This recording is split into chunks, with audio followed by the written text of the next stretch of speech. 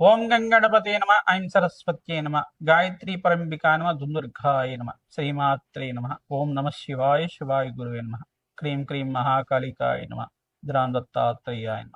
YouTube ప్రేక్షకులకి అందరికీ కూడా నమస్కారం అండి. నేను పాలపర్తి గురునాథ్ శర్మ, జ్యోతిష్యం వాస్తు సిద్ధాంతి. ఈయనంతా కూడా గోచారిత్య గ్రహాల యొక్క ప్రభావం అంతా కూడా మేషాది ద్వాదశ రాశుల వాళ్ళకి ఈ యొక్క గ్రహాల యొక్క ప్రభావం అంతా కూడా ఈ రకంగా ప్రభావం చూపిస్తున్నాయి. ప్రధానంగా మేషాది ద్వాదశ రాశుల వాళ్ళకి గ్రహదోష నివారణార్థం ఎటువంటి పరిష్కారం ఆచరించాలి, జూన్ నెల మాస ఫలితాల్లో భాగంగా సంపూర్ణ విశ్లేషణ అంతా కూడా చెప్పడం జరుగుతుంది. ప్రధానంగా గోచారరీత్యా బృహస్పతి మార్పు అతిచారంలో అంతా కూడా కర్కాటక రాశిలో ఉచ్చ స్థానంలో మార్పు అనేది రాజయోగ కారణంగా మారబోతుంది. ప్రధానంగా గజకేసరి యోగంలో మార్పు అనేది రాజయోగ కారణంగా మారబోతుంది. విశేషంగా ఈ యొక్క మేషాది ద్వాదశ రాశుల వాళ్ళకి 5 రాశుల వాళ్ళకి విశేషమైన యోగం అంతా కూడా సిద్ధించబోతుంది ఈ యొక్క బృహస్పతి మార్పు వలన. విశేషంగా జూన్ నెల మాస ఫలితాల్లో భాగంగా గోచారించే మిగతా గ్రహాలన్నీ కూడా ఏ రకంగా యోగిస్తున్నాయి, విశేషంగా బృహస్పతి మార్పు వల్ల రాజయోగ ప్రాప్తి రావడానికి ఎటువంటి గ్రహయోగం అంతా కూడా కారణమవుతుంది అంతా కూడా విశ్లేషణ చేయడం జరుగుతుంది. మేము చెప్పిన పరిష్కారం అంతా కూడా ఆచరించండి, తద్వారా మీకు అంతా కూడా రాజయోగ ప్రాప్తి రావడానికి ఆస్కారం ఉంటుంది. ప్రధానంగా గోచారిత్య గ్రహస్థితి అంతా కూడా చూసుకుంటే మీనరాశిలో శనీశ్వరుడు యొక్క సంచారం జరుగుతుంది. ప్రధానంగా జూన్ నెల 15వ తారీఖు తర్వాత ఈ యొక్క సూర్య భగవానుడు మార్పు అంతా కూడా జరుగుతుంది. వృషభ రాశి నుంచి మిథున రాశికి మార్పు అంతా కూడా జరుగుతుంది. ప్రధానంగా చూసుకుంటే ఈ యొక్క గ్రహస్థితి అంతా కూడా అనుకూలించడానికి శుక్రుడు, బుధుడు, సూర్య భగవానుడు కలిగిక అంతా కూడా మిథున రాశిలో సంచారం జరుగుతుంది. బృహస్పతి సంచారం అంతా కూడా జూన్ నెల 2వ తారీఖు రోజు నుంచి కర్కాటక రాశిలో విశేషంగా అఖండమైన పుణ్యయోగంతో, అఖండమైన రాజయోగంతో, గజకేసరి యోగంలో అంతా కూడా కర్కాటక రాశిలో ఉచ్చ స్థానాన్ని పొందుతున్న బృహస్పతి యోగం అంతా కూడా రాజయోగ కారణంగా మారబోతుంది. ప్రధానంగా సింహరాశిలో అంతా కూడా కేతు యొక్క సంచారం జరుగుతుంది, మరియు కుంభరాశులు అంతా కూడా రాహు యొక్క సంచారం జరుగుతుంది. గ్రహస్థితి ఈ రకంగా ఉంది కావున మేషాది ద్వాదశ రాశుల వాళ్ళకి ఎటువంటి రాజయోగాలంతా కూడా సిద్ధిస్తున్నాయి. ప్రధానంగా చూసుకుంటే అంగారకుడంతా కూడా మార్పు కూడా చెందుతున్నాడు, తద్వారా రాజయోగ ప్రాప్తి రావడానికి ఆస్కారం ఉంటుంది. విశేషంగా 45 రోజులకు ఒకసారి మార్పు జరుగుతుంది. విశేషంగా ఈ యొక్క పుష్కర యోగం అంతా కూడా సిద్ధిస్తుంది ఈ యొక్క గ్రహస్థితి మార్పు వల్ల అంతా కూడా అని చెప్పేసి. విశేషంగా మీకంతా కూడా ఎటువంటి రాజయోగ ప్రాప్తి రావాలని ఈ యొక్క గ్రహయోగ కారకత్వం అంతా కూడా విశ్లేషణ చేయడం జరుగుతుంది. అష్టైశ్వర్య యోగం సిద్ధించాలన్నా, రాజయోగ ప్రాప్తి రావాలన్నా పూర్వజన్మ సకృతం అనేది ఉండాలి. పూర్వజన్మ పుణ్యప్రాప్తి వల్ల, గ్రహయోగం వల్ల మీకంతా కూడా రాజయోగ ప్రాప్తి రావడానికి ఆస్కారం ఉంటుంది. ఈ యొక్క బృహస్పతి అంతా కూడా రాజయోగ కారకుడు, వ్యాపారంలో అభివృద్ధి తీసుకొచ్చే గ్రహంగా చెప్పడం జరుగుతుంది. అదృష్ట యోగం ఇచ్చే గ్రహంగా చెప్పడం జరుగుతుంది. ప్రతి విషయాల్లో కూడా గురుబలం అనేది కారకత్వంగా చెప్తూ ఉంటాం. ముహూర్త భాగంలో కావచ్చు, మరియు వివాహాది శుభకార్యాల్లో కావచ్చు, మరియు ఇక్కడ చూసుకుంటే ఈ యొక్క అధిక మాసంలో అంతా కూడా రాజయోగ ప్రాప్తి రావడానికి ఆస్కారం ఉంటుంది.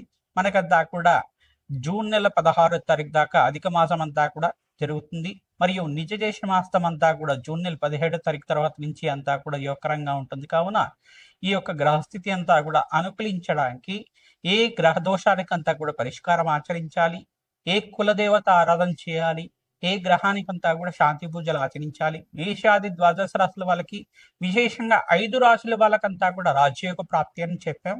ఏ రాశి వాళ్ళకంతా కూడా రాజయోగ ప్రాప్తి రావడానికి ఆస్కారం ఉంటుందో సంపూర్ణంగా విశ్లేషణ చేసి పరిష్కారం చెప్పడం జరుగుతుంది. వీడియో అంతా కూడా చూడండి, తగ్గు పరిష్కారం చేయండి, తద్వారా రాజయోగ ప్రాప్తి రావడానికి ఆస్కారం ఉంటుంది. దత్తాత్రేయాయ స్మరణ మాత్రే సంతుష్టాయ నమః. మేషరాశి జాతకులకి ఏలినాటి శని ప్రభావం ప్రబలంగా ఉంటుంది కావున కర్మదోష నివారణార్థం మీరంతా కూడా ప్రధానంగా ఈ యొక్క శనీశ్వర గ్రహానికి ప్రీతికరంగా తిలలు దానం చేసుకోవడం, తైలాభిషేకం ఆచరించుకోవడం, వెంకటేశ్వర స్వామి వారి ఆరాధన చేయడం వల్ల అధికంగా లాభాలు సిద్ధించడం కానీ, స్థిరాస్తి లాభాలు సిద్ధించడం కానీ, అప్పుల బాధల నుంచి బయటపడడం కానీ జరుగుతూ ఉంటుంది. అపమొచ్చు దోష నివారణార్థం ప్రయత్నించడం కూడా కాలభైరవ స్వామి దేవాలయంలో కూష్మాండ దీపాన్ని వెలిగించడం వల్ల అధిక లాభాలు సిద్ధించడం కానీ జరుగుతూ ఉంటుంది. ప్రధానంగా కులదేవత ఆరాధన, విశేషంగా బృహస్పతి మార్పు వల్ల ఎవరైతే కులదేవత ఆరాధన చేసుకుంటూ ఉంటారో మీకంతా కూడా వివాహాది శుభకార్యాలు నెరవేరడం కానీ, మంచి సంబంధాలు రావడం కానీ, స్థిరాస్తిలో లాభాలు సిద్ధించడం కానీ, విశేషంగా మీకంతా కూడా మీకు రాని బాకీలంతా కూడా బాకీలు వసూలు అవడం కానీ జరుగుతూ ఉంటుంది. ప్రధానంగా ఈ యొక్క కర్మయోగం నుంచి బయటపడడానికి, కర్మయోగాన్ని అంతా కూడా శనీశ్వరుడు అంతా కూడా కర్మకారకుడు కావున శనీశ్వర గ్రహదోష నివారణతో ప్రయత్నించడం కూడా వెంకటేశ్వర స్వామి వారికి తులసి మాలను సమర్పిస్తూ ఉండాలి. తద్వారా రాజ్య ప్రాప్తి రావడానికి ఆస్కారం ఉంటుంది.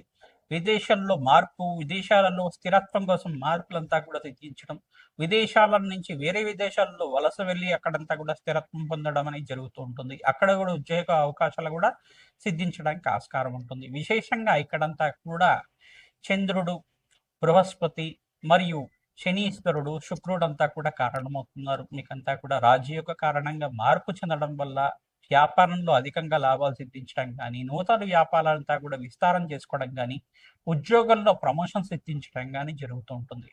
తద్వారా ప్రతినిత్యం కూడా దత్తాత్రేయ ఆరాధన చేయండి. దత్తాత్రేయ స్వామి వారికి శాంతి పూజలు ఆచరించుకోవడం, దత్తాత్రేయాయ స్మరణ మాత్రం సంతుష్టాయ నమః నామాన్ని జపాన్ని ఆచరించండి. తద్వారా రాజయోగ ప్రాప్తి రావడానికి ఆస్కారం ఉంటుంది. అభివృద్ధి కనబడుతుంది. ధనధాన్యాది సమృద్ధి కలగడానికి ఆస్కారం ఉంటుంది. అదృష్ట యోగం సిద్ధించడానికి ఆస్కారం ఉంటుంది. ప్రధానంగా మీరంతా కూడా చూసుకుంటే న్యాయపరమైన చిక్కుల నుంచి బయటపడడానికి, ఆర్థిక పరమైన చిక్కుల నుంచి బయటపడడానికి, ఆర్థికమైన కష్టాల నుంచి బయటపడడానికి శుభమైన కాలంగా చెప్పడం జరుగుతుంది. అక్టోబర్ 31 తారీఖు దాకా బృహస్పతి మార్పు అంతా కూడా రాజయోగ కారణంగా మీకంతా కూడా జూన్ 2వ తారీఖు నుంచి అంతా కూడా గ్రహస్థితి అంతా కూడా మెరుగుపడుతుంది. జీవితంలో మార్పులు చూస్తుంటారు. నూతన వ్యక్తుల పరిచయం వల్ల అధికంగా లాభాలు సిద్ధించడం కానీ జరుగుతుంటుంది. గృహంలో అంతా కూడా మనశ్శాంతి అంతా కూడా సిద్ధిస్తుంది. ఆనందకరమైన వాతావరణం నెలకొంటుంది.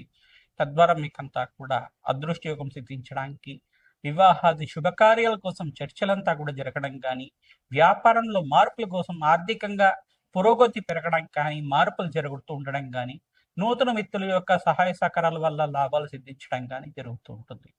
దత్తాత్రేయాయ స్మరణ మాత్రం సంతుష్టాయ నమః నామాన్ని జపాన్ని ఆచరించండి. తద్వారా రాజయోగ కారణంగా మారుతుంది. ప్రధానంగా జూన్ 18వ తారీఖు రోజున గురు పుష్య యోగం అంతా కూడా సిద్ధిస్తుంది. గురు పుష్య యోగం అనేది అఖండమైన పుణ్యయోగంగా చెప్పడం జరుగుతుంది. జూన్ 18వ తారీఖు రోజున విశేషంగా గురువారము పుష్యమి నక్షత్రం రావడం అనేది చాలా విశేషమైన యోగము. ఆ యోగంలో మీరంతా కూడా పుణ్య కార్యక్రమాలు ఆచరించండి, పుణ్య స్నానాలు ఆచరించండి. ఈ యొక్క తీర్థ స్నానాలు కానీ, గంగా స్నానం కానీ, గోదావరి స్నానాలు కానీ ఆచరించండి. తద్వారా రాజ్యయోగ ప్రాప్తి కలగడానికి ఆస్కారం ఉంటుంది. విశేషంగా పరమేశ్వరికంతా ప్రీతికరంగా ప్రదోష కాలంలో అభిషేకాది కార్యక్రమాలు ఆచరించుకోవడం రాజయోగ కారణంగా మారబోతుంది. అఖండమైన పుణ్య ప్రాప్తి రావడానికి ప్రతినిత్యం కూడా దేవాలయ ప్రాంగణంలో అన్నదానం చేయడం వల్ల అదృశ్య యోగం సిద్ధిస్తుంది. హనుమతే శ్రీరామదూతాయ నమః. మేషాది ద్వాదశ రాశుల వాళ్ళకి గోచారరీత్యా బృహస్పతి మార్పు, అతిశారంలో మార్పు వల్ల ఉచ్చస్థానంలో మార్పు, 3 రాశుల్లో మార్పు చెందుతున్నారు. ప్రధానంగా విశేషంగా కర్కాటక రాశిలో ప్రవేశం చేయడం వల్ల జూన్ 2వ తారీఖు నుంచి మీకంతా కూడా దివ్యమైన యోగం సిద్ధించడానికి ఆస్కారం ఉంటుంది. పూర్వజన్మ సుకృతం వల్ల దివ్యమైన యోగం, గజకేశ్వరి యోగం అంతా కూడా సిద్ధించడం, గురు మహర్దశ అంతా కూడా పట్టబోతుంది. నూతన వ్యక్తుల పరిచయం వల్ల మీరంతా కూడా లాభాలు సిద్ధించడం కానీ, ప్రతినిత్యం కూడా దత్తాత్రేయ కవచాన్ని పారాయణం చేసుకోవడం, మేధ దక్షిణామూర్తి స్వామి వారికి శనగలమాలను నివేదన చేయడం వల్ల అదృశ్యయోగం సిద్ధించడానికి ఆస్కారం ఉంటుంది. దేవాలయ పరంగా విశేషంగా అన్నదానం చేయడం, విశేషంగా ఎక్కడైతే దేవాలయాల ప్రతిష్టలు జరుగుతుంటే మీ వంతు సహాయంగా అక్కడ అన్నదానం చేస్తుండడం, దివ్యమైన పుణ్యమైన కార్యక్రమాల్లో పాల్గొనడం అదృష్టయోగం సిద్ధించడానికి ఆస్కారం ఉంటుంది. విశేషంగా మేషాది ద్వాదశ రాశుల వాళ్ళు ఈ పుణ్యయోగంలో అంతా కూడా ఈ యొక్క అధిక మాసంలో మీరంతా కూడా గోమాత సేవ చేయండి. దివ్యమైన యోగం సిద్ధించడానికి ఆస్కారం ఉంటుంది. ప్రతినిత్యం కూడా దత్తాత్రేయ స్వామివారి క్షేత్రాన్ని మీరంతా కూడా దర్శనం చేసుకోవడం, అంటే పుణ్యక్షేత్రాలు దర్శనం చేసుకోవడం మాత్రం చేత దివ్యమైన పుణ్యమైన యోగం సిద్ధించడానికి ఆస్కారం ఉంటుంది. వృత్తి వ్యాపార రంగంలో, ఉద్యోగ రంగంలో మార్పులు రావడం కానీ, ప్రమోషన్స్ కోసం దూర ప్రయాణాల్లో ప్రమోషన్స్ రావడం కానీ, విదేశంలో స్థిరత్వం రావడం కానీ జరుగుతూ ఉంటుంది. ప్రతినిత్యం కూడా మీరు దత్తాత్రేయ కవచాన్ని పారాయణం చేయించడం, దత్తాత్రేయ చరిత్రని పారాయణం చేసుకోవడం వల్ల దివ్యమైన యోగం సిద్ధించడానికి ఆస్కారం ఉంటుంది. మహాకాళి దేవాలయంలో మీరంతా కూడా కూష్మాండ దీపాన్ని వెలిగించడం, బ్రాహ్మణ అంతా కూడా అమావాస్య వేళల్లో కానీ, పౌర్ణమి వేళల్లో కానీ కూష్మాండ దానం చేయడం వల్ల దివ్యమైన పుణ్యమైన యోగం సిద్ధించడానికి ఆస్కారం ఉంటుంది. ఈ యొక్క గ్రహచారరీత్యా, గోచారరీత్యా జాతకం ప్రధానంగా ఉంటుంది.